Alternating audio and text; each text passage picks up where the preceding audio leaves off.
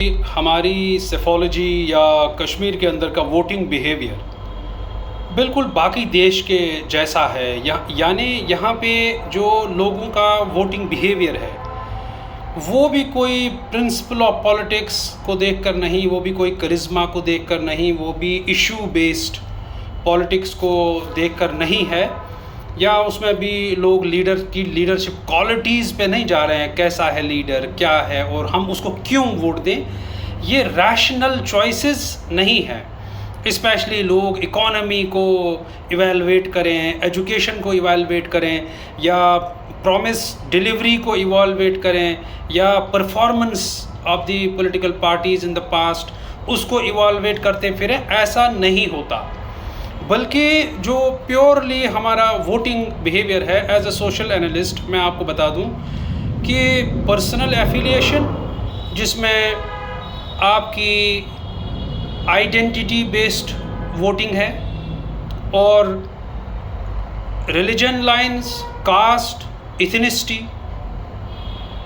Ethnicity का एक बड़ा रोल है कि हमारी कम्युनिटी से है, रीजनल आइडेंटिटी और party affiliation, ideology in terms of कि आपका डायरेक्ट मेंबरशिप है पार्टी के साथ या आपके कम्युनिटी लीडर का मेंबरशिप है पार्टी के साथ, उससे भी वोटिंग बिहेवियर मोल्ड होता है।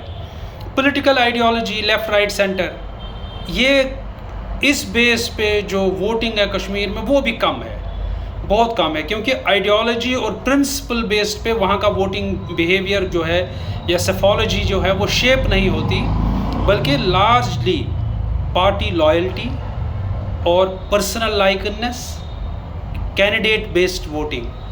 कैंडिडेट को हम पर्सनली लाइक करते हैं, या उसे जानते हैं, या उसके साथ कनेक्शन में है, या उसके साथ इनडायरेक्ट कनेक्शन में है। और जो age based, gender based, background based, वो चीज़ें भी बड़ी मैटर करती हैं। इमोशनल अपील हम पार्लियामेंट्री इलेक्शंस में भी देख चुके हैं।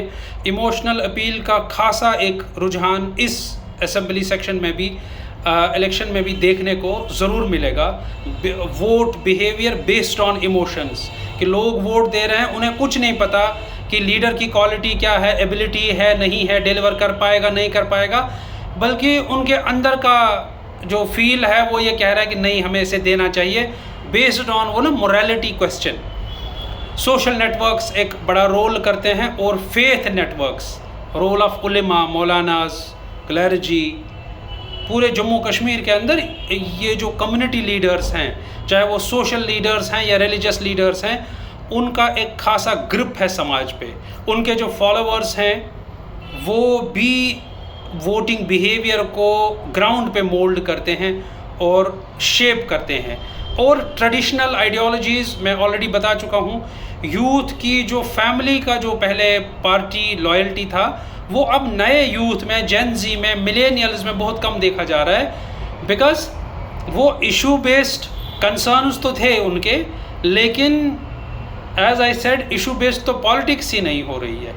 अब उनका पर्सनल लाइकनेस, यूथ का, मिलेनियल्स, जेन जी का, majority of that section purely जा रहे हैं पर्सनल लाइकनेस पे लीडर की, दैट्स वाई वोट कर रहे हैं। और ये जो लीडर्स ने, बहुत सारे लोगों ने मैनिफेस्टो में बताया 370 वापस लाएंगे, 35 से वापस लाएंगे। ऑनेस्टली कश्मीर के लोग इतने कॉन्शियस हैं, इतने बेवकूफ़ नहीं हैं, या इतने सादा नहीं है कि वो इन जैसी चीज़ों से इम्प्रेस होकर वोट दें। नहीं, उन्हें मालूम है कि लीडर जो कह रहा है कि ये इसके खुद का बस का नहीं है, ये इसका मैंडेट नहीं है। दैट्स वाई वो चीज़ें वोटिंग बिहेवियर को इन्फ्लुएंस कश्मीर के अंदर कम से कम नहीं कर रही हैं। रीजनल एस्पिरेशंस का एक ये है, लोकल इश्यूज़ का है। लोकल इश्यूज़ का वहीं पे ज़्यादा तौर असर होता है जहाँ पे लोकल कैंडिडेट हो, और regional issues in terms of regional identity.